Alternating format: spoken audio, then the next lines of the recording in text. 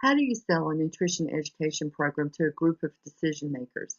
The rationale reminds me of creating a resume. It should be clear, precise, and to the point.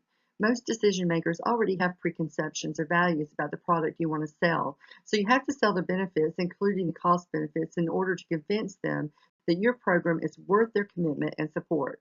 Looking at the example provided, the first thing I notice is that it's too wordy. They will promptly lose their interest. In identifying this health problem in global terms, this rationale should begin with the statement, tobacco use is the single most preventable cause of disease, disability, and death. This is a powerful statement, and while introducing your health problem, tobacco use, you are also introducing your solution, prevention.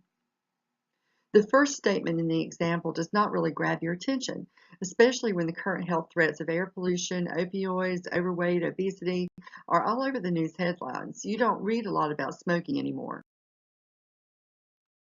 Backing it up with appropriate data can be done by highlighting the main facts and then forming paragraphs. I would have chosen facts for elaboration. We need to provide comparisons with familiar things, such as worldwide tobacco kills nearly 6 million people, which is equivalent to the population of the state of Maryland. And then the last one is smoking can cause cancer and other things, which most decision makers will relate to one or more of these truths. The cost of tobacco use in the U.S. exceeds $300 billion per year, which includes medical costs and lost productivity. And this is where the cost for Pennsylvania should be stated to localize the numbers. The costs in Pennsylvania alone are: narrow the health problem down to the target population.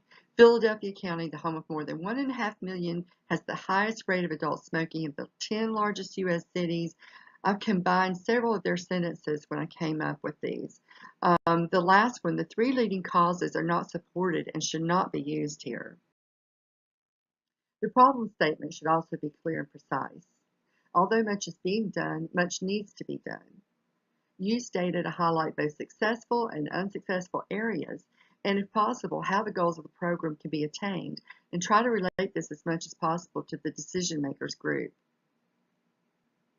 The proposed solution should align outcomes with the decision makers' goals. And in this example here, they did not provide any solid evidence as they quoted. It needs to be illustrated specifically. I didn't like the overview of the program here. We'd do something totally different. I'd find a city comparable in population that has been successful with using CDC guidelines and highlight the areas of most success. I would state the financial cost at the end. An additional idea would be to have a short video of a decision maker from the successful city to describe the value of the program. I would state how the benefits, the quality of life, would outweigh the cost for their community, highlighting how special their way of life is there, and emphasize the goal to sustain and safeguard their people power. Then include the references and helpful links at the end.